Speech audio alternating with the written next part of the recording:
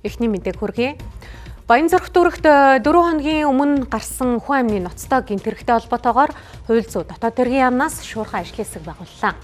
Мөн ийм төрлийн гэмтэрэг дахин гарахаас сэргийлж сэтгцийн өвчтөе хүн гэмтэрэг үйлдэхээс урьдчилан сэргийлэх эрх зүйн орчныг сайжруулах хуулийн төслийг боловсруулж улсын хурлын хаврын чуулганаар хэлэлцүүлнэ гэж мэдгдлээ.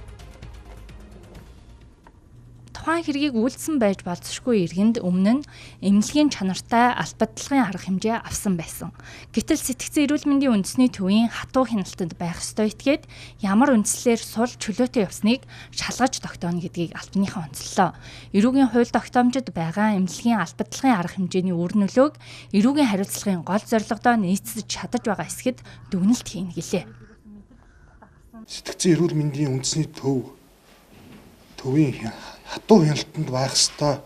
Энэ одоо этгээд одоо ямар үндслэл, ямар одоо дүгнэлтийн хүрээнд одоо энэ албадлагын арга хэмжээнээс чөлөөлөгдөж гадуур одоо сул чөлөөтэй явах нөхцөл байдал үүссэн бэ гэдгийг энэ шалгалтын хүрээнд шалгах тогтоох ёстой.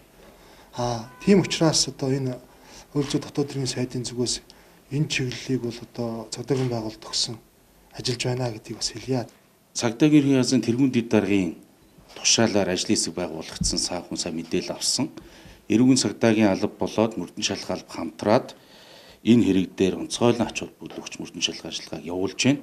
За мөрдөн шалгах ажиллагаагаар тогтоогдсон нөхцөл байдлыг бол олон нийтэд мэдээлэх боломжгүй байгаа. Ягаад гэхээр та бүхэн 29/3-5 заасан болоод хувь хүний нууцтай холбоотой эмзэг мэдээлэлтэй холбоотой мэдээллүүдийг бол хуулиар хязгаарсан байгаа учраас та сэтгүүлч та хүмүүс энийг бас зөв ойлгоорой.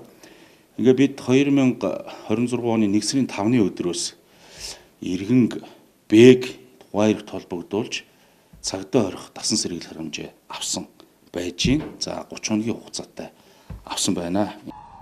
3 настай охины хувьд 3 удаагийн хагалгаанд орсон биеийн байдал таараа байгаа гэдгийг албаныхан мөн хэлж байлаа.